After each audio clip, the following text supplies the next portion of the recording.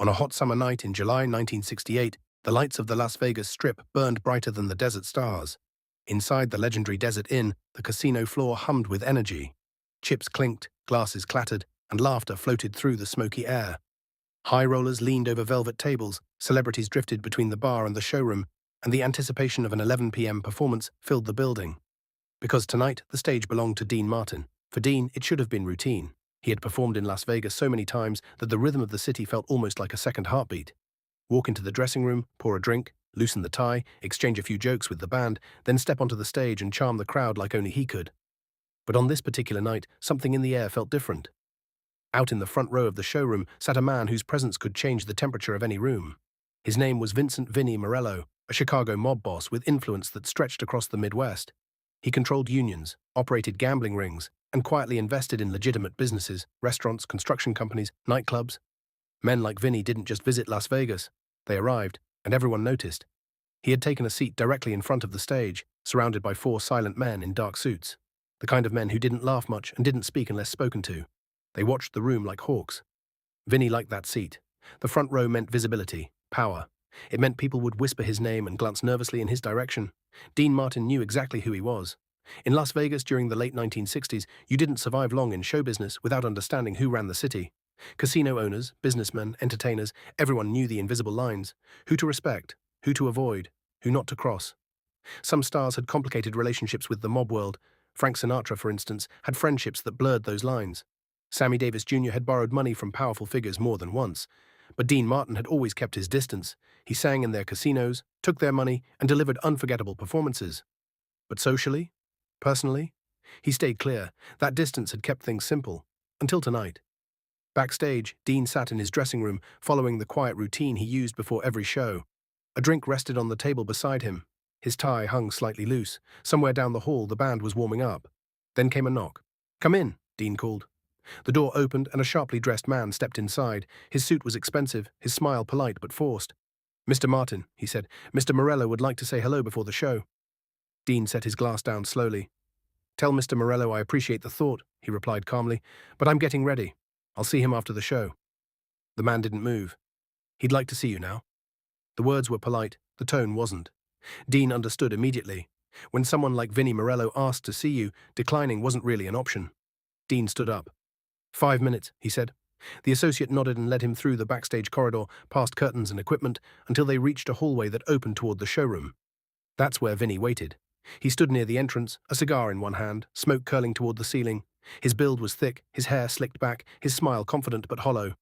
"Dean Martin," he boomed as Dean approached, "the king of Vegas himself." Dean shook his hand. The grip was tight, too tight. "Mr. Morello," Dean said politely. "Vinny," the mob boss corrected with a grin. "We're both Italian boys, right?" Dean offered a neutral nod. "I heard your show is fantastic," Vinny continued. "Thought I'd come see it myself. Brought some friends." "Well, I appreciate that." Vinny puffed his cigar and studied Dean carefully. "You know," he said casually, "I knew your family back in the day in Steubenville." Dean's expression didn't change. "Is that right?" "Sure. Your father had a barber shop. My uncle used to go there." Dean nodded politely. "He was a good man," he said. "Yeah," Vinny replied. "Hard-working immigrant type." Then Vinny tilted his head slightly. "You had a brother too, right?" A faint stillness settled in Dean's chest.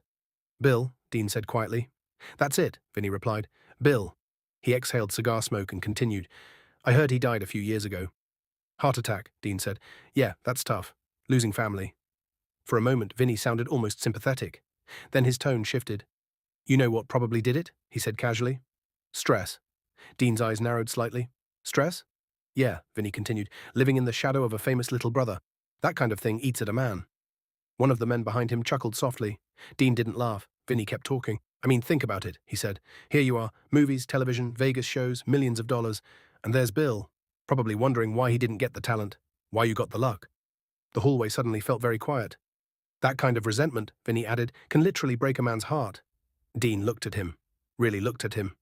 "That's a terrible thing to say," Dean said quietly. Vinny shrugged. "I'm just being honest."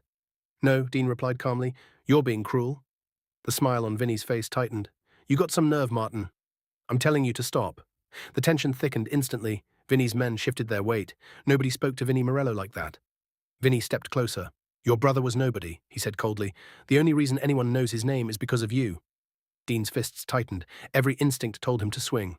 But he didn't. Instead, he remained perfectly still. "Mr. Morello," Dean said quietly, "I'm going to give you a chance." "A chance?" Vinny scoffed. "To apologize?" Vinny laughed. "I don't apologize. You will tonight." Vinny's eyes hardened.